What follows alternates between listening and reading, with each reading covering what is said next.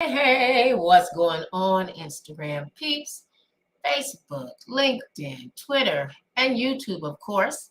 This is Danette Moss, Business Systems and Implementation Strategist, aka the Strategy Lady. Wrapping up my last days on the road, still got some travel time, about 24 hours of travel time. But sitting here in my daughter's place and finding my corner that I can get in to actually stream live out of has been a journey, but it's been an awesome journey to be able to spend the time with your loved ones. But I wanted to come in here today for yet another, I guess, session, segment, whatever you want to call it. Y'all, listen, I believe we are on day 26, I believe. I'll look here and see. We got to make sure we're not missing any days of our series because we have been truly on an awesome journey. Yeah, we're on day 26. And I am always excited to come and share information with you all. Today is going to be all about revisiting some things. We are going to literally speak about the global expansion strategies. So I'm going to call this global expansion strategies revisited, right? Because I think there's some things that we need to revisit quite often on topics that we address on a consistent day-to-day basis, and just some things we need to cover as we are growing a successful business. Again, this is day 26 of the Strategic Leadership Mastery Series. We're speaking about being strategic, being leaders, and mastering things. And today, we're going to touch base a little bit on strategic. We're going to embark more on the journey of reflection and refining things as it pertains to the global expansion strategies. I love this topic because I've tapped into it before, and I'm still tapping into the global piece because the demands are there. The demands are truly there. But there's so many different rules and regulations and things that we need to know and grasp and put our hands around as it pertains to successful, female CEOs in business. Now, if you're just now joining and not quite sure who I am, again, my name is Danette Moss, Business Systems and Implementation Strategist, aka the Strategy Lady. And I hang out over at LetsTalkStrategies.com, where I work with those overwhelmed 6 and 7 figure female CEOs. I work with them to literally go from overwhelmed to putting their business on rinse and repeat. And I like to say, I enjoy working with them to simplify, automate, systematize, and streamline their business. In a nutshell, I work with them to literally go from strategy to implementation. I work with them to take some action and move forward so we can have the business growth that we know we truly desire to have. I want to welcome you all for joining me here on Instagram, Facebook, LinkedIn, Twitter, just taking a peek over here to make sure all is well and that we are actually live, because we have had some uh-ohs and some hiccups. Yeah, I see it's out there live on that. Let's go ahead and let's kind of dive in, to our topic. I think, I love the topic because it's truly about building what I consider a bridge across many continents. Now, I have had the pleasure to work with several different people or be on different stages with certain people, other business strategists, other people that are business owners over in Europe and in the UK, and to be able to work with people, like-minded women with the same vision and goal, but to understand their perspective and to do business with them. Let me tell you, it has been outright awesome for me. But there were some things that I had to learn, as I took that step. I had to literally make sure that I did some deep market research before I just jumped over thinking I'm going to go globally, on the other side of the pond, we would say, and not dot our I's and cross our T's. Had to learn that the hard way. There were a lot of legal compliances that I had to get with, but even going through those processes, getting with other strategic partnerships that are on a global level gave me a way to leverage and reach. But I was also excited that I got a chance to be able to let people know who I am over on that side. They got a chance to let people know who I am over on this side. But working with people who are about their business, who have clarity and understanding about their product and their services was a true gold mine for me. So strategic partnerships were really, really a key. Now, I even dealt with some talent development, aka hire some people from over in different places. Learned very hard from me that I needed to get and connect with people that understood with clarity what it was I was doing, and the language barrier wasn't really, really heavy. So these are just some key things that you do have to think about, right? And as you're doing things globally, you still have to make sure you have your hands or your touch points on things like, your technology, the integration, all those key things that need to be together, right? Making sure that your marketing is on point, being tight on that risk management, tailoring your marketing in a way that helps you and the other individual people really have the success that we all know we desire to have on a global perspective. So let's do a quick recap on global expansion strategies. Remember that it truly involves, yet again, identifying some key things, right? You need to, I'm over here in the States dealing with other people in the other areas. I have to make sure that I am tapped into the international market and that I have clarity and understanding. So I'm encouraging you to make sure that you do that. I love the fact that I get a chance to foster relationships that continually cultivate growth for me. The blend of relationships. I mean, it's just I can't. I used to run from it, but I was missing out. I was literally losing out because I thought I had to stay within the U.S. market. But as I spread my wings more, started connecting with other successful female CEOs across the pond, if you want to call that, making sure that we were on the same page and we begin to migrate different things so that I can grow and they could grow. But for the most part, also getting clarity on making sure that we were on the same page and that our services aligned with each other. It was just golden opportunity, golden opportunity. I'm curious. I really would like to know or hear your perspective on what strategic approach or what strategies have you as a female CEO taken in your global expansion? Have you expanded your business globally? Do you have a fear in doing this thing? What steps have you taken to make this happen? What type of plans in a nutshell do you have in place? Plain and simple, because you got to have some sort of plans to make this thing happen. I'd love for you to share your experiences and your insights, of course, inside of the comments section, inside of Facebook, Twitter, LinkedIn, YouTube, all of the social atmosphere platforms that we're actually on out here. But now, if you are that one that does not desire to let everyone see your questions or ask the question in the comments section, remember to go and visit Get Your Sass On. Our community, we'd love to have you be a part of it.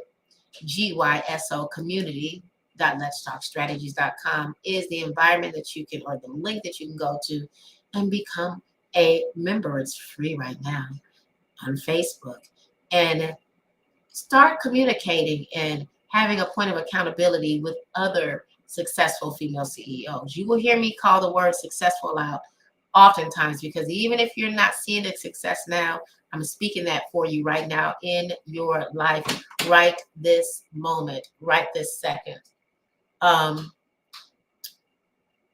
truly, truly want to go ahead and jump right now into some practical tips for you as it pertains to this, okay? And I'd like for you to grab a sheet of paper and pencil if you don't have one, and let's look at some practical tips that are tailored for us, the female CEOs, consultants, the coaches, and all of the above.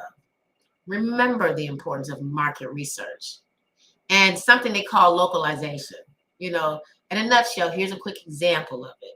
We conduct extensive market research to do what? Y'all, you got to tailor your products and services with whatever that local area is, or whatever general area you're dealing with. You got to make sure those preferences are on point. You have to tailor the stuff to it, so that way you know that you're speaking to the people the right way, especially when you're crossing over and you're doing this thing globally. Another practical tip that you need to really stay on top of, and don't think that you can do this thing without it, is strategic partnerships and alliances. Now, again, I have one of my favorite, what I like to call online besties. Her name is TC. She's all across the water. We do some of the same stuff, right? But we collaborate with each other over there. I collaborate with people locally right here. Why? Because it allows me to have a broader reach point. I love networking, but I don't like networking just for the sake of networking. It needs to make sense so that I can have the business growth that I desire to have. So remember, practical tip number 2 is to make sure you align yourself strategically with the right people, strategic partnership alliances. Now, practical tip number 3, as it pertains to having this global reach, right, is that you got to make sure that that technology is on point. Technology integration for global operations, y'all think that you may be running into some issues here? You need to make sure that you got that thing really tight here, because when you get ready to go on the other side and expand globally, you got to have those I's dotted and those T's crossed. So for me, I believe in implementing or putting things in place for, with a centralized type system, the all-in-one type systems, right? A system that I can communicate with people, that I can easily get to my data analytics. So important. But I have to make sure those things are on point with all the rules and regulations for global perspective, right? Across different regions. Growth means you may have to expand outside of where you are. And I recommend you look into that. Tap into the things that you're going to need. There's several different rules and regulations. What extra things need to be via email, how you're communicating with people, how you're collecting their money. All these things are key. Don't be afraid of it. Get on it. Technology integration for global operations is something that is needed, and I encourage you to jump into it as quickly as possible. Listen, I love being able to use digital CEO systems, or I've partnered with Go High Level. And the analytics piece right there is the bomb.com. And I love the fact that it can reach different regions. Get those numbers, get those analytics together so you can dig deep and you can grow your business. Now, I'd like to talk about the culture competency training piece of, as another practical tip. When you are joining with someone else, or you have VAs, that's a virtual assistant, junior admin, someone working with you over in a different country or whatever, you need to make sure that you have some awesome training in place. But you got to make sure that you address it with that nice twist that deals with the other cultural perspective. We're in the US. Other countries do things different. There are certain words, there's certain sayings that you have to make sure you're paying attention to. One, so that you won't offend someone. Two, that you all are on the same page. But you want to intermix that cultural piece in there. Make sure that you consider and provide that ongoing training, right? And make sure that it's truly effective and that it reaches globally, that you can touch that global collaborations the way that you really, truly need to reach. Love it. Love it. I'm always training. I'm always staying on top of different things to help people, because it helps me. And then I can make sure that I got some connectivity going across on the other side of the world, on the other side of the pond, as we would say. Now, it goes without saying, when we think about other practical tips, last but not least, globally, you have to be flexible and you have to be able to adapt. So now we talk about adaptation again and flexibility. So in a nutshell, the last couple sessions, I keep bringing up this thing agile, right? Bite-sized chunks. Stay agile. Don't overcomplicate this thing. Adapting your strategies to the changing global landscape and business dynamics is going to be key if you plan on doing this thing globally, right? But don't overcomplicate it. Keep it simple. Keep it simple, Sally. Put the kiss thing in there, right? Keep it simple. Don't overcomplicate it. I am all about growth. And because the Lord has me really, truly work in a certain way, I have built relationships with people globally that it's been life-changing. My business has grown in the way that I never expected it to because I opened my mind up to dealing with it on a global perspective. Taking myself out of just the local piece, taking myself just out of the US piece, it has just really words can't express what it's done for me, put it that way. And I encourage you to do the same. So think globally if you're not thinking globally, right? It's time for you to do that. Let's make it happen. We are what? In day 26 of the Strategic Leadership Mastery Series. I am joining you all for 61 days as I speak to these female CEOs to help them truly leverage, take their business to the next level for the business growth that I know they desire to have.